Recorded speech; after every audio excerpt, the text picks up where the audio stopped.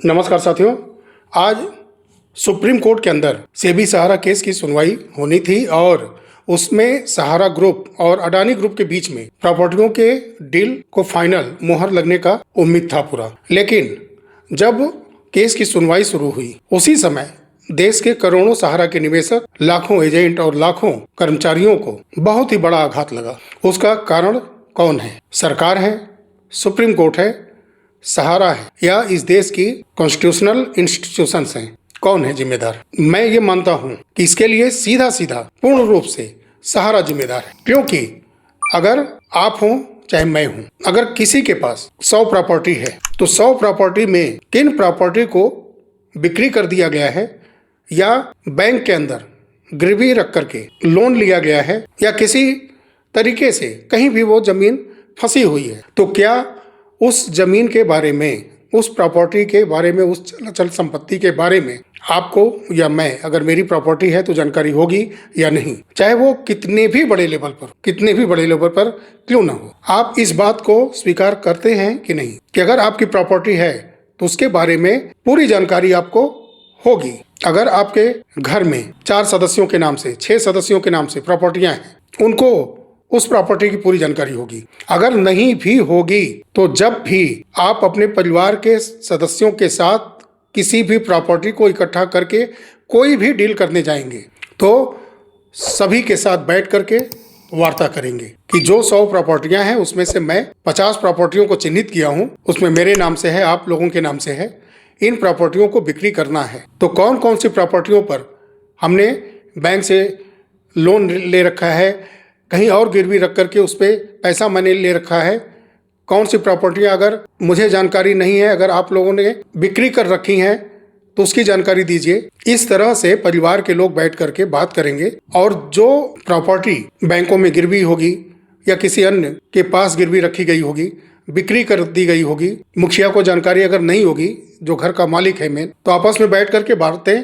की जाएंगी और फिर उसमें से जो प्रॉपर्टियां फ्रेश हैं उसको बिक्री करने के लिए आगे बढ़ा जाएगा, उसको चिन्हित करके प्रॉपर्टी की लिस्ट बनाई जाएगी। ये एक कॉमन सेंस की बात है कि नहीं? कई वर्षों तक 2020 के बाद अच्छे ढंग से सुनवाई ही नहीं हुई सेबी सहारा केस की। पहले तो 2024 में 3, 4 और 5 सितंबर को बढ़िया ढंग से सुनवाई इस केस की हुई। कुछ आशा की किरण जगी। बढ़ते बढ़ते 12 फरवरी 2025 तक सुनवाई हुई। फिर उसके बाद 14 अक्टूबर को सुनवाई होती है। फिर उसके बाद 17 नवंबर को सुनवाई हुई। बीच में 15 अक्टूबर और फिर 14 नवंबर को कुछ आईए को सुनवाई के लिए लिस्ट करने के लिए स्पेशल सुनवाई हुई। वो अलग मायने रखता है, लेकिन जो मेन आधार है वो फरवरी के बाद अक्टूबर के बाद नवंबर में सुनवाई हुई। अगर सहारा अपने प्रॉपर्टियों की डील लेकर के पहुंची सुप्रीम कोर्ट तो वो अपने प्रॉपर्टियों की समीक्षा क्यों नहीं की? वर्षों से उसकी प्रॉपर्टी है, सेबी के पास कई प्रॉपर्टियां रखी गई हैं, प्रॉपर्टी सेबी के देख रेख में है और वो इतनी विवादित है कि उसको अच्छे ब्रोकर के माध्यम से भी बिक्री नहीं किया जा सका। तो उन सब बातों को ध्यान में रखते हुए क्यों नहीं एक फ्रेश लिस्ट बनाई गई? अगर नीति और नियत दोनों अगर सही मन में रहती अगर, तो क्यों नहीं एक फ्रेश लिस्ट बनाई गई कि इन प्रॉपर्टियों पर बिल्कुल विवाद नहीं है, इसको अलग कर लिया जाए और फिर जिस पे लोन है, कोई विवाद है, किसी को बिक्री किया गया है या किसी के साथ एग्रीमेंट हुआ है, इंस्टॉलमेंट में किसी के साथ प्रॉपर्टियों का एग्रीमेंट हुआ है बिक्री के लिए, इन प्रॉपर्टियों की लिस्ट अलग होती ताकि चीजें स्पष्ट होती। 1 महीने के अंदर कुछ मिनट की सुनवाई हुई और वही मामला पिछली बार की सुनवाई में सेम जजमेंट, उसमें भी यही सुनने में आया सरकार पार्टी बनेगी, सेबी प्रॉपर्टियों की लिस्ट तैयार करके दे देगी। और आज क्या हुआ? फिर वही बात कि सहकारिता मंत्रालय अपना पक्ष रखना चाहता है। तो 4 सप्ताह से हो क्या रहा था? अब सेबी वेबसाइट के माध्यम से, प्रिंट मीडिया के माध्यम से प्रॉपर्टियों के डिस्प्यूट के मामले में सर्च करे, पहले सार्वजनिक रूप से उन प्रॉपर्टियों की जांच करे कि कौन कौन उसका दावा करने वाला है, सामने आ जाए। ये सब चीजें तो पहले भी हो सकती थी, लेकिन उसके पहले सहारा को स्वयं से, जो उदाहरण मैंने आपको दिया, किसी एक परिवार के 5-6 सदस्यों के बीच में कोई 100 प्रॉपर्टी अगर है, उसी तरह से सहारा पहले ये काम कर सकती थी। और आज 34 दावे सहारा के जो प्रॉपर्टी लिस्टिंग है उसमें से करने वाले पहुंच गए। एमकस क्यूरी के माध्यम से वो बातें सुप्रीम कोर्ट के समक्ष रखी गई। अब आप ही सोचिए कि क्या इन 34 प्रॉपर्टियों की जानकारी सहारा को नहीं थी? कैसे कोई बिक्री की हुई प्रॉपर्टी सुप्रीम कोर्ट में लिस्टिंग करके पहुंच जाता है बिक्री करने के लिए। ये करोड़ों निवेशक के साथ, लाखों कर्मचारियों, लाखों एजेंट के साथ धोखा है कि नहीं है? सुप्रीम कोर्ट का बहुमूल्य समय बर्बाद करना है कि नहीं है? सभी को भ्रमित करने का काम, गुमराह करने का काम है कि नहीं है? आप सारे फैक्ट को छुपा करके सुप्रीम कोर्ट में चल दिए। आपने एक काल्पनिक दुनिया बना रखी है और आपके बहुत क्लोज लोग जो भी हैं वो भी एक काल्पनिक भ्रमित दुनिया में रहते हैं और उसी में सबको भ्रमित करके, गुमराह करके रखे रहना चाहते हैं। और इसमें आप सरकार को दोषी बिल्कुल कह सकते हैं। इसलिए कह सकते हैं कि सरकार इतने बरस से इतने बड़े मामले में क्या कार्रवाई की है। ये 420 का मामला है कि नहीं है? सरकार को, संवैधानिक संस्थाओं को, सुप्रीम कोर्ट को कार्रवाई करनी चाहिए। किस बात के लिए समय? सुप्रीम कोर्ट में चीफ जस्टिस ऑफ इंडिया इस समय के और कुछ दिनों के बाद ही होने वाले चीफ जस्टिस ऑफ इंडिया बैठे हुए हैं और ऐसे प्रॉपर्टियों की लिस्ट उनके सामने दे दी जा रही है कि जिसमें कि कई जमीनें बिक्री कर दी गई हैं। और अजीब स्थिति पैदा हो गई उस समय जब सहारा की तरफ से सीनियर एडवोकेट कपिल सिब्बल जी कहते हैं कि जो दावेदार हैं, जो 34 प्रॉपर्टियों के दावे करते हुए सुप्रीम कोर्ट पहुंचे हैं, एमिकस क्यूरी के पास अपना दावा रखे हुए हैं, उनमें से कई जाली हैं। अब कौन जाली है अभी छुपा है। कोई 88 प्रॉपर्टियों की लिस्ट लेकर के सुप्रीम कोर्ट पहुंच जाता है और उन प्रॉपर्टियों में से 34 लोग क्लेम करने पहुंच जाते हैं वहां पर कि ये प्रॉपर्टियां हमारी हैं। इससे बड़ी शर्मनाक बात क्या हो सकती है एक इतने बड़े कॉर्पोरेट कंपनी के लिए? साथियों, सरकार को कार्रवाई करनी चाहिए। इस भ्रमित करने वाले, इस धोखाधड़ी के मामले में जो प्रॉपर्टियां की लिस्ट बना करके सुप्रीम कोर्ट में दी गई है, इसमें सुप्रीम कोर्ट सहित सबको कार्रवाई करनी चाहिए। कि हिम्मत कैसे पड़ गई कि जो प्रॉपर्टियां लेकर के आप सुप्रीम कोर्ट पहुंच रहे हैं, सरकार को गुमराह कर रहे हैं, सेबी को गुमराह कर रहे हैं, सुप्रीम कोर्ट को गुमराह कर रहे हैं, करोड़ों निवेशकों, लाखों कर्मचारियों, लाखों एजेंटों के भावनाओं के साथ वर्षों से खिलवाड़ करते आ रहे हैं। कैसे हिम्मत पड़ गई आपकी कि बिक्री कर चुके, पट्टे पर दे चुके, जमीन को गिरवी रख करके लोन ले चुके प्रॉपर्टियों की लिस्ट बना करके आप सामूहिक रूप से एक जगह किसी को सेल करने जा रहे हैं, वो भी औने पौने दाम में। सभी की तरफ से कार्रवाई होनी चाहिए। किस बात की ढिलाई? अपने आप को देश की सबसे बड़ी कॉर्पोरेट कंपनी कहलाने वाली सहारा ग्रुप इस तरह से धोखाधड़ी करेगी? इतने सीनियर एडवोकेट साथ में हैं तो कैसे बिक्री हो चुके प्रॉपर्टियों की लिस्ट सुप्रीम कोर्ट के टेबल तक पहुंच गई? समय मिलना चाहिए लेकिन दंड के साथ में। प्रॉपर्टियों की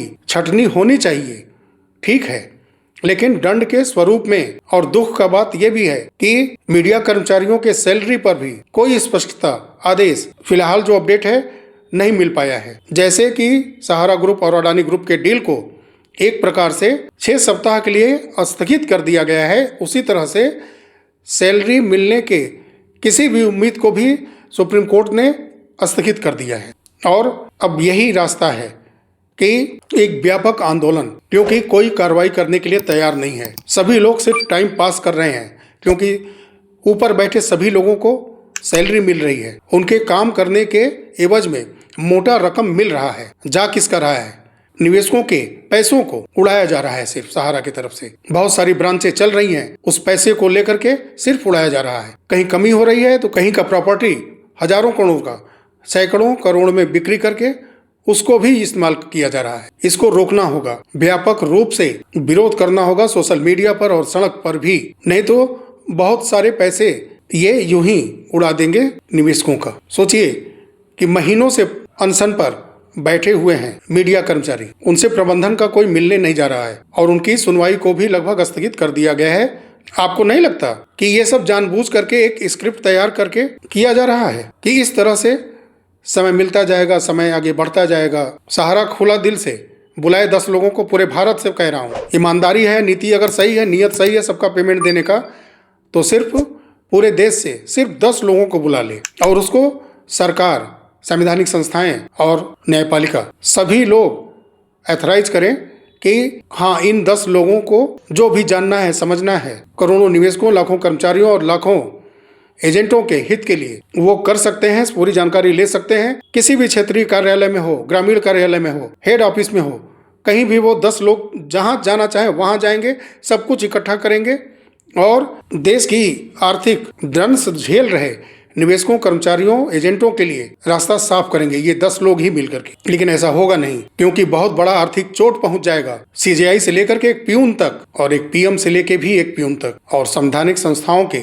चीफ से लेकर के उसके भी प्यून तक, सबके सैलरी पर आघात पहुंच जाएगा। नहीं होगा, इसलिए ये टाइम पास है बस। बिना बड़े आंदोलन के कुछ भी नहीं होगा, क्योंकि ये छला जा रहा है, धोखा है। दे सहारा के लोग जवाब, जो 14 अक्टूबर को पेमेंट दिलाने की बात कर रहे थे, 17 नवंबर को पेमेंट दिलाने की बात कर रहे थे, और मूर्ख बना रखा है सबको। बिक्री की हुई प्रॉपर्टियां, पट्टे पर दी हुई प्रॉपर्टियां, बैंकों के अंदर गिरवी रखी हुई प्रॉपर्टियां लेकर के पहुंच जा रहे हैं अब डील करने के लिए। आपका तो मन ये था कि किसी तरह से अडानी को सब कुछ बिक्री कर दिया जाए, जो भी पैसा मिल रहा है थोड़ा बहुत सब लेकर के चंपत हो जाए, लेकिन ऐसा हो नहीं पा रहा है। नहीं तो आप तो गए ही थे इसीलिए कि कोई रोक ना हो, कोई टोक ना हो, और आम लोग ये समझ भी लें कि सहारा तो बड़े दिल वाला निकला। ये अपनी प्रॉपर्टियां सब बिक्री करके निवेशकों का, एम्प्लॉइज का, एजेंट का पैसा देने जा रहा है। यही तो धोखा कितने समय से सहारा के सोशल मीडिया इन्फ्लुएंसर लगातार देते आ रहे हैं कि नहीं देते आ रहे हैं। और ये डील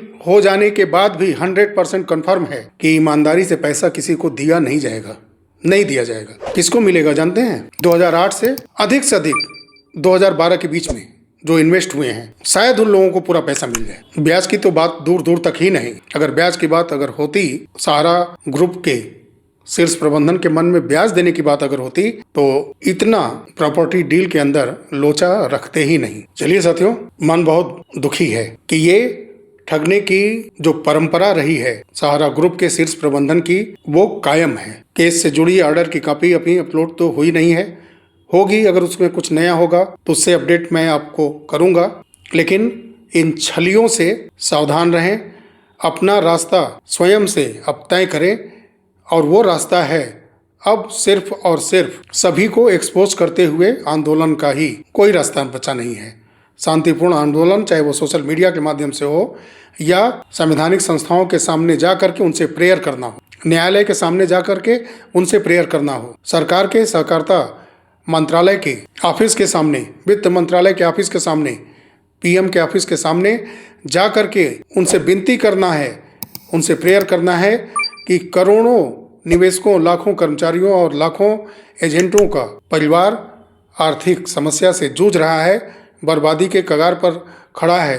हजारों लोग इस दुनिया से जा चुके हैं। कोई हल निकालिए और सबका पैसा वापस कराइए, क्योंकि इतना बड़ा घोटाला न पहले हुआ है, और अब तो जागरूकता बहुत बढ़ चुकी है, आगे भी नहीं होगा। और इसमें ये चीज़ आप मान के चलिए कि जो फर्स्ट कन्वर्जन हुआ था, पहला कन्वर्जन जिस अमाउंट का, उससे ज़्यादा किसी को मिलना नहीं है। चाहे आप रियल इस्टेट हो, हाउसिंग हो, वहाँ से आप चले आए हो क्यू शॉप में, फिर क्यू शॉप से चले आए हो सोसाइटी में, लेकिन जो अमाउंट आपका रियल इस्टेट या हाउसिंग के समय जमा था, वो आपके प्लान स्कीम बदल दिए गए, लेकिन सहारा के नज़र में वही अमाउंट बेस है। और आने वाले समय में आप ये देख भी लीजिएगा, जिन्होंने कैश में जमा किया है, चाहे वो क्यू शॉप हो या फिर सोसाइटीज हो चारों, या आने वाले उस समय के कोई भी प्लान स्कीम रहे हों, जिन्होंने कैश में जमा किया है, उनका पैसा मिलना मुश्किल है, वो परेशान हालत में है। तो आप सोचिए